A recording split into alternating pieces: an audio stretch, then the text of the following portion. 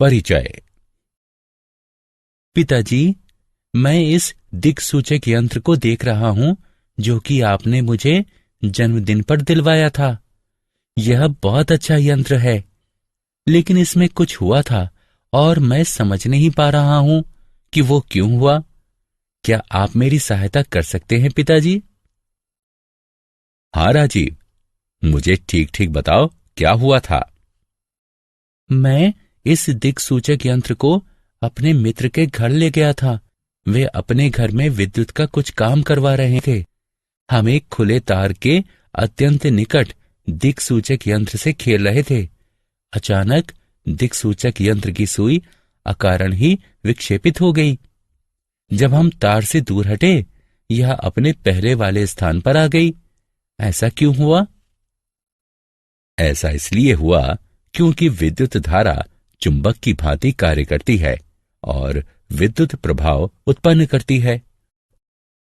बच्चों, इस पाठ में हम चुंबकीय क्षेत्रों, विद्युत चुंबकीय क्षेत्रों, विद्युत मोटरों तथा विद्युत जनित्रों के बारे में जानेंगे।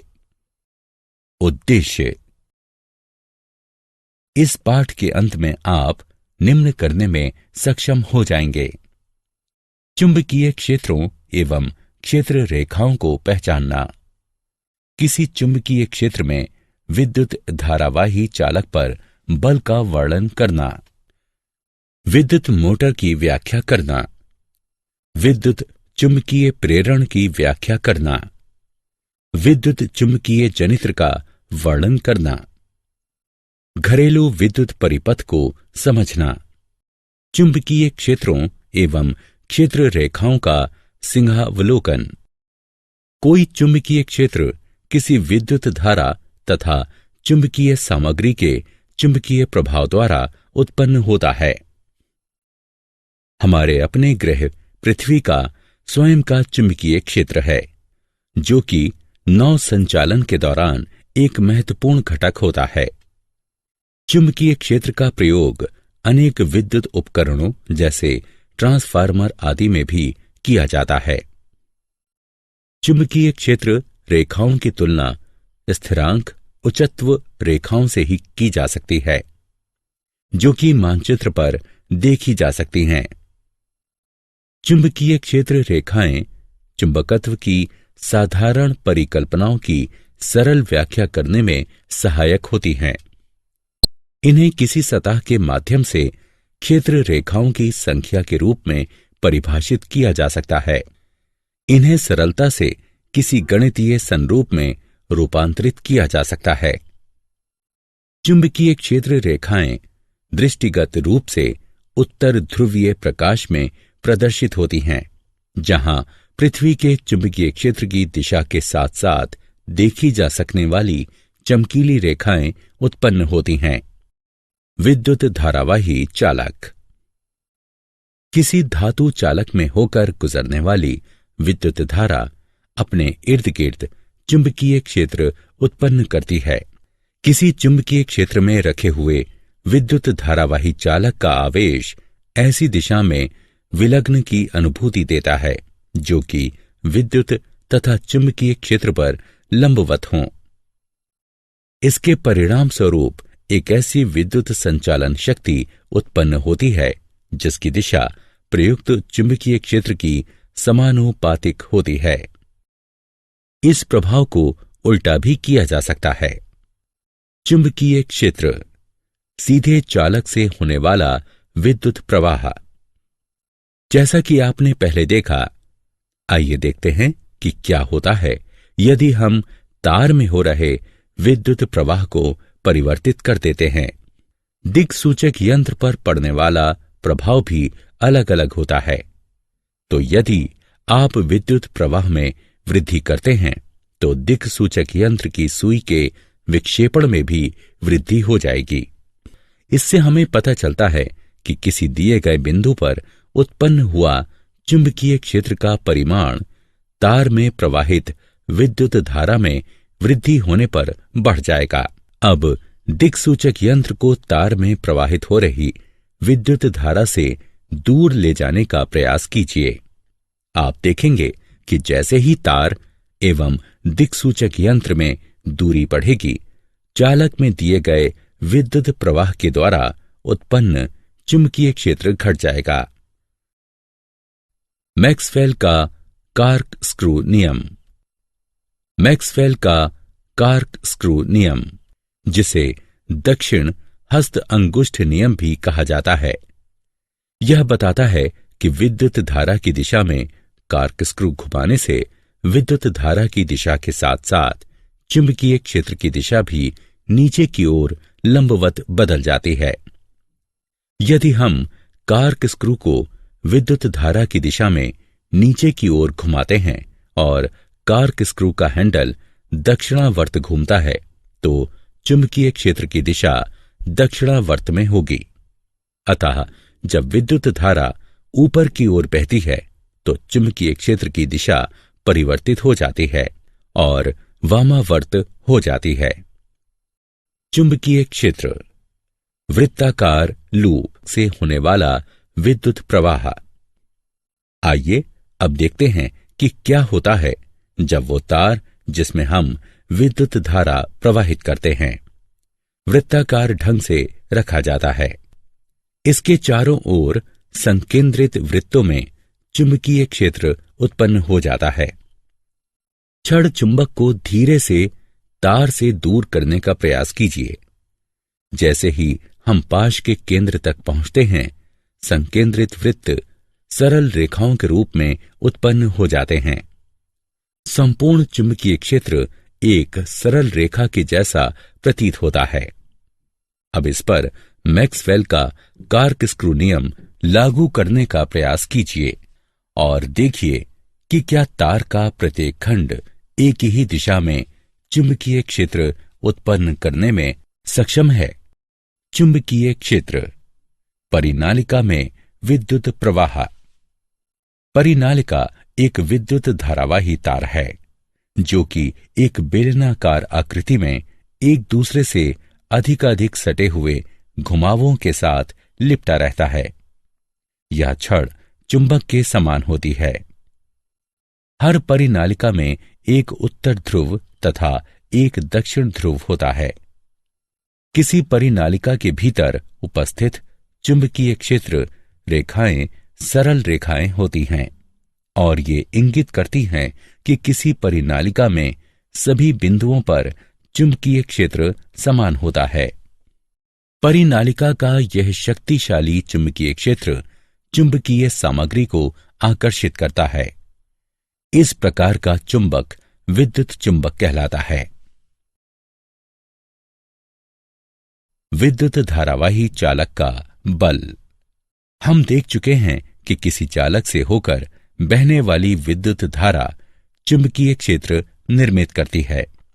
इस प्रकार निर्मित चुंबकीय क्षेत्र चालक के निकट रखे गए छड़ चुंबक पर बल लगाता है। फ्रांसीसी वैज्ञानिक आंद्रे मैरी एम्पियर ने यह पता लगाया कि छड़ चुंबक भी चालक पर विपरीत एवं समान बल लगाती है। फ्लेमिंग का वाम हस्त नियम। फ्लेमिंग का वाम हस्त नियम 3 दिशाओं का प्रतिनिधित्व करने वाला स्मारक है। आपको अपने बाएं हाथ के अंगूठे, तर्जनी और मध्यमा को फैलाना है। हर उंगली अलग दिशा की ओर संकेत करती है। तर्जनी चुंबकीय क्षेत्र की दिशा में संकेत करती है। मध्यमा विद्युत धारा की दिशा में संकेत करती है। अंगूठा गति की दिशा में संकेत करता है। इसे फ्लेमिंग का वाम हस्त नियम कहते हैं। उदाहरणों में वूफर, सबवूफर, विद्युत प्रवर्तक आदि सम्मिलित हैं। विद्युत मोटर। विद्युत मोटर एक विद्युत यांत्रिक उपकरण है। यह विद्युत ऊर्जा को यांत्रिक ऊर्जा में परिवर्तित करता है। आइए देखते हैं कि विद्युत मोटर कैसे कार्य करता है। मोटर गति उत्पन्न करने के लिए चुंबकों का प्रयोग करता है। विद्युत मोटर के भीतर चुंबक का आकर्षित करने वाला बल तथा प्रतिरोधी बल मिलकर घूर्णन गति उत्पन्न करते हैं। पंखे, ब्लोअर, पंप, डिस्क ड्राइव इत्यादि विद्युत मोटर के कुछ उदाहरण हैं। वैद्युत चुंबकीय प्रेरण। चुंबकीय क्षेत्र से होकर गति करने वाले किसी चालक द्वारा किया गया विद्युत उत्पादन वैद्युत चुंबकीय प्रेरण कहलाता है। उदाहरण के तौर पर जनित्र, विद्युत परिवर्तक, प्रेरण मोटर, विद्युत मोटर, तुल्यकालिक मोटर और परिनालिकाएं आदि वैद्युत चुंबकीय प्रेरण का उपयोग करते हैं। माइकल फैराडे एक अंग्रेज वैज्ञानिक, रसायन शास्त्री, भौतिक विज्ञानी तथा दार्शनिक थे, जिन्होंने चुंबकीय क्षेत्र, वैद्युत चुंबकीय प्रेरण, प्रतिचुंबकीयता तथा वैद्युत अपघटन की खोज की। उनके प्रयोगों में चुंबक को गति कराकर विद्युत उत्पादन करना भी सम्मिलित है। आइए अब तारों की एक कुंडली के भीतर एवं बाहर एक छड़ चुंबक लगाने का प्रयास करें। आप देखेंगे कि तार विद्युत उत्पादित करने लगते हैं। इसे वैद्युत चुंबकीय प्रेरण कहते हैं। विद्युत जनित्र। विद्युत जनित्र यांत्रिक ऊर्जा को विद्युत ऊर्जा में परिवर्तित करता है। यह विद्युत आवेश को एक बाह्य विद्युत परिपथ के द्वारा बहने के लिए बाध्य करता है। इसके उदाहरणों में जल पंप सम्मिलित है, जो जल को बहाता है पर जल उत्पन्न नहीं करता।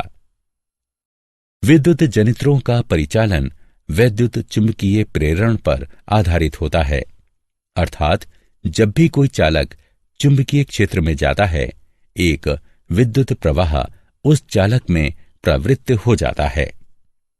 यदि किसी कुंडली के भीतर कोई चुंबक घूम रहा है, तो कुंडली में प्रत्यावर्ती धारा प्रवृत्त हो रही है। समान समय अंतरालों के पश्चात प्रत्यावर्ती धारा दिशा बदल लेती है। दूसरे प्रकार की धारा दिष्ट धारा कहलाती है, जो कि समय के साथ दिशा नहीं बदलती। घरेलू विद्युत परिपथ। विद्युत शक्ति जहां प्रयोग में लाई जाती है, वहां से काफी दूर इसका उत्पादन होता है। विद्युत उत्पादन केंद्रों पर विद्युत का उत्पादन 50 हर्ट्ज की प्रत्यावर्ती वोल्टेज आवृत्ति के साथ 11,000 वोल्ट पर होता है। विद्युत को विभिन्न स्थानों पर उपभोग के लिए उच्च वोल्टेज पर पारेषित किया जाता है, ताकि पारेषण के दौरान ऊर्जा की हानि कम से कम हो। विद्युत शक्ति हमारे घरों में 3 तारों द्वारा प्रवेश करती है। ये हैं विद्युन्मय तार यानी लाल तार, उदासीन तार यानी काला तार तथा अर्थ का तार यानी हरा तार। विद्युन्मय तार में 220 वोल्ट का विभव होता है और उदासीन तार में 0 विभव होता है। अतः विद्युन्मय तथा उदासीन तारों के मध्य विभवांतर होता है 220 वोल्ट। घरों में इस्तेमाल किए जाने वाले उपकरणों में विभिन्न प्रकार के विद्युत परिपथों का प्रयोग किया जाता है। अर्थ के तार को धातु की एक प्लेट से धरती में गहराई तक जोड़ा जाता है, ताकि उपकरणों के इस्तेमाल के दौरान विद्युत धारा के रिसाव से तीव्र झटका न लगे। सभी परिपथों में एक महत्वपूर्ण परिपथ है फ्यूज। ये इस बात को सुनिश्चित करता है कि किसी उपकरण में विद्युत धारा के अतिभारण के कारण कोई हानि ना हो।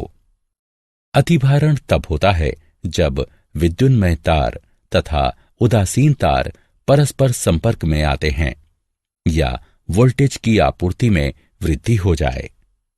ऐसी परिस्थिति में फ्यूज विद्युत प्रवाह को रोककर परिपथ अथवा उपकरण को खराब होने से बचाता है। क्या आप जानते हैं, छड़ चुंबक के क्षेत्र के विपरीत धरती का चुंबकीय क्षेत्र समय के साथ परिवर्तित हो जाता है, क्योंकि यह धरती के बाह्य भाग पर ढली हुई लौह मिश्र धातुओं के चालन के कारण बना होता है। फ्लेमिंग का वाम हस्त अंगुष्ठ नियम विद्युत मोटरों में प्रयुक्त होता है, जबकि फ्लेमिंग का दक्षिण हस्त नियम विद्युत जनित्रों में प्रयुक्त होता है। मोटरों एवं जनित्रों में पृथक पृथक हाथों का प्रयोग किया जाना चाहिए, क्योंकि मोटरों एवं जनित्रों के कारण और प्रभाव में अंतर होता है। सारांश। आइए हमने जो कुछ सीखा है उसे संक्षेप में दोहराएं। चुंबकीय क्षेत्र एवं चुंबकीय क्षेत्र रेखाएं कैसे उत्पन्न होती हैं? किसी चुंबकीय क्षेत्र में विद्युत धारावाही चालक पर बल। विद्युत मोटर क्या है और यह कैसे कार्य करता है? वैद्युत चुंबकीय प्रेरण क्या है और इसके क्या उपयोग हैं? वैद्युत चुंबकीय जनित्र है और ये कैसे कार्य करता है?